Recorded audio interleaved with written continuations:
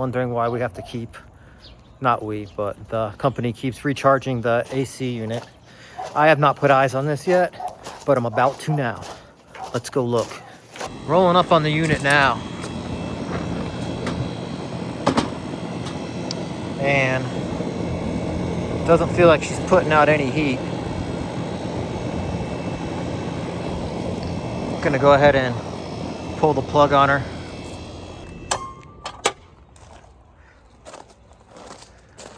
And you see what I got. Got my old leak detector. I'm gonna let that warm up, but I'm gonna let it warm up another unit over because I think the leak's gonna be outside. And the reason I say that, one, because this is a Goodman condenser, and two, you see all this discoloration? Look how dirty that is. That's oil. And it's going all the way up. This liquid line, this whole liquid line is covered in oil. So that's my first sign that the leak's coming from outside.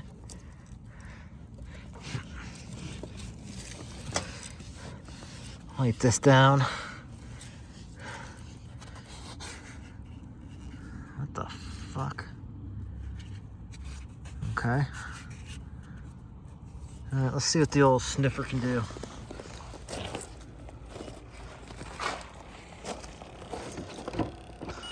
I found about over 100 leaks with this bad boy. Barely had it a year.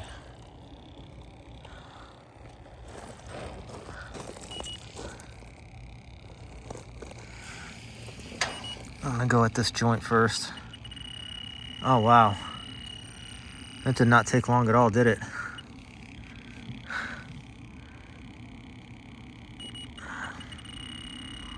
I mean, is that it? It's never that easy. Let's check.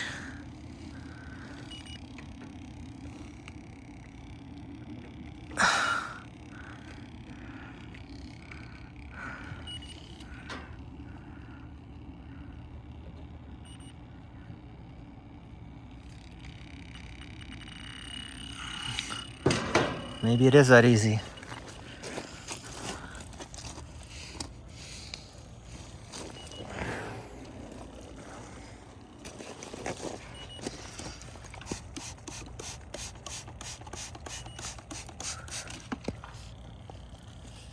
At the bottom. Let's get over here to where we can see.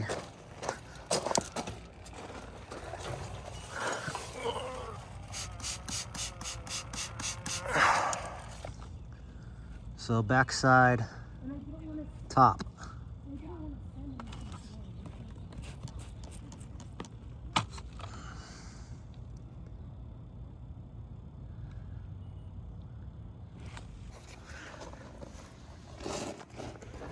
So I'm gonna remove these service caps.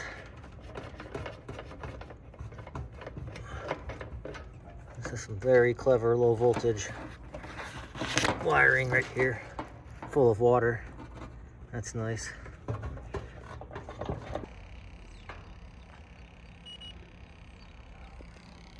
Shut all the way down on my liquid service valve.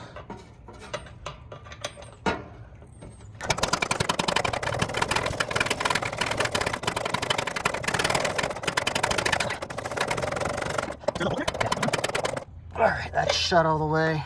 I'm gonna take these caps off and hook up my gauges. And this is what we call a system pump down. And we're gonna trap all the refrigerant inside the condenser coil till there's just a fart left in the line set. We've got 200 PSI. I'm gonna just get it started on the suction valve.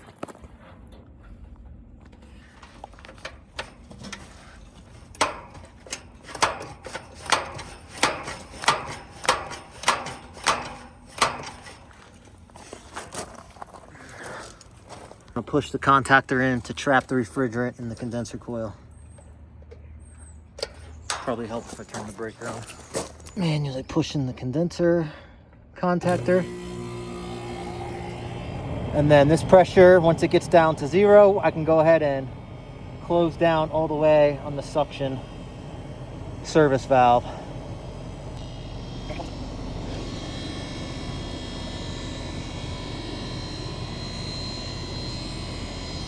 Just about there.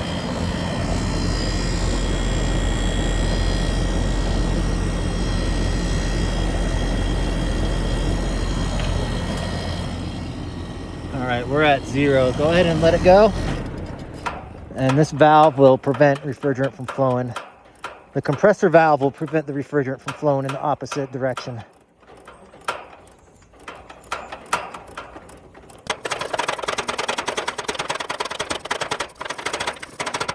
All right, that's down all the way. And still got about a fart of refrigerant in there.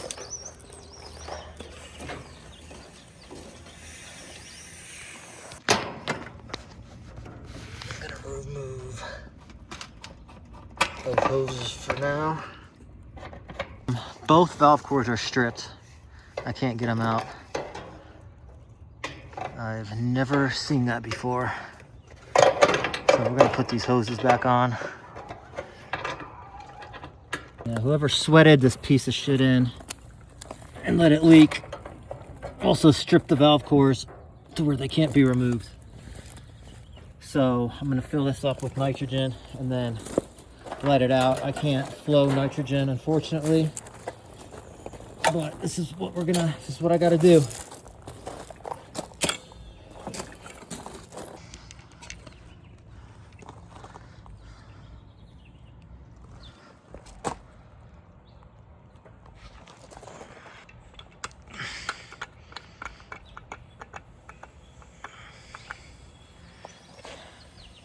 Just gonna fill it up. So what are you? And then let it loose. I'm displacing any loose refrigerant right now. I'm gonna shut down on this and then let it all out. And while that's doing that, I'm gonna braze. Well, I can see where they missed now. Get them up close.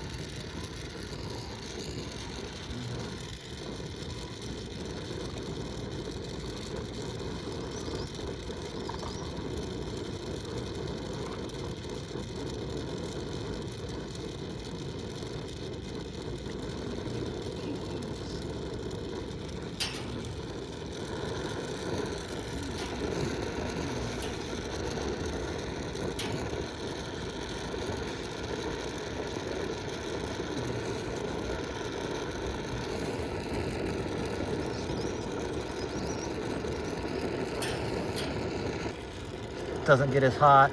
It melts. Yeah, but that little metal stick that you have. Nope. No. No, this is not really made for water. I got you. It'll work, but almost hooked up. Quick leak check. See anything on that backside? Or anywhere? Mm-mm. Not like last time, no. Don't hear any hissing, don't see any bubbles. Go ahead and jack it up to about 200. Now check.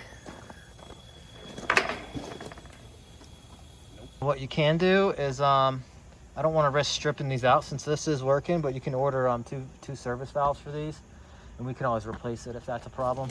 Like, I can rip them out, but that may cause more problems than we have currently, because right now it's working. You know what I mean? Yeah. So we're at 200 PSI. Just gonna hit this up once more and then check for dancing bubbles. About 5-10 minutes, we're still at 200 PSI. No bubbles.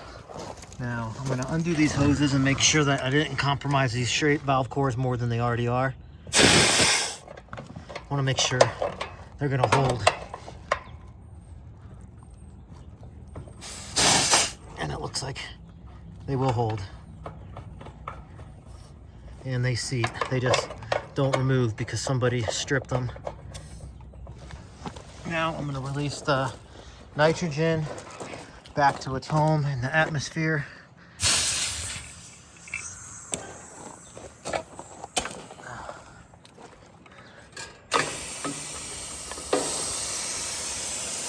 We'll be pulling vacuum through my manifold, but I have no choice right now. I'm not ripping these valves out. I don't have the valves to replace them, if the service valves to replace them if I screw it up. So I am running into problems, and I'm doing what I got to do to fix it with what I have. And it's also 3 o'clock. I'm gonna grab L1 line right now. Power is off. This contactor feels over torqued as well. Jesus. All right. And I'm gonna grab this ground.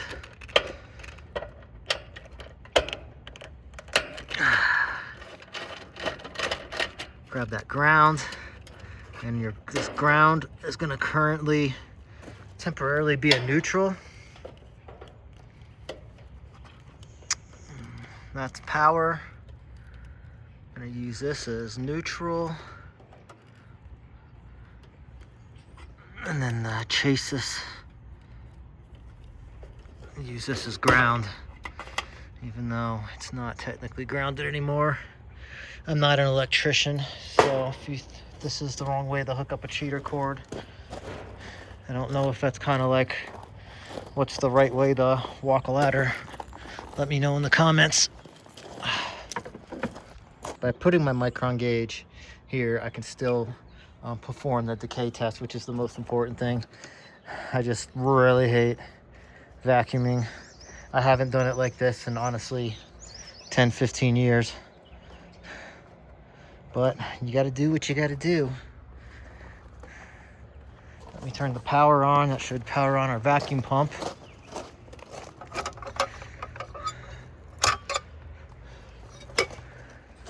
Blue light's on. Ballast in the open position, on. Valves all the way open.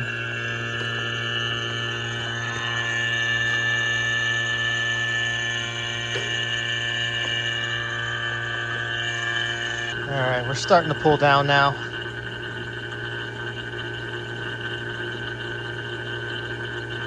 Now, I'm well aware that the vacuum right here is not the true vacuum of the system itself, but since I'm still able to isolate the gauges, especially right here, when I shut down on this and leave this open, I can still do the decay test, which will tell me the system's true vacuum if I wait 10 minutes. We're getting there. It's going slow as shit though. I'm gonna do a decay test.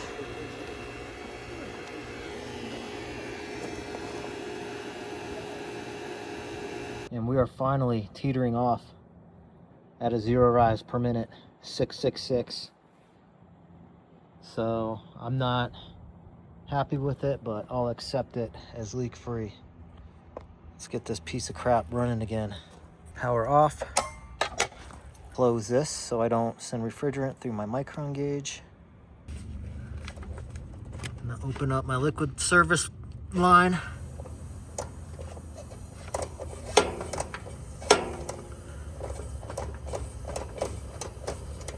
And this is a piston type system for those that care.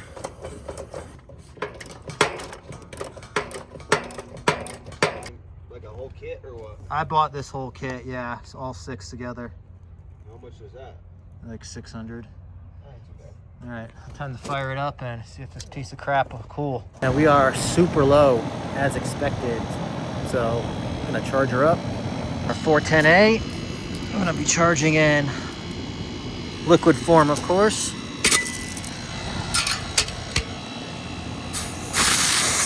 Bleed out any air.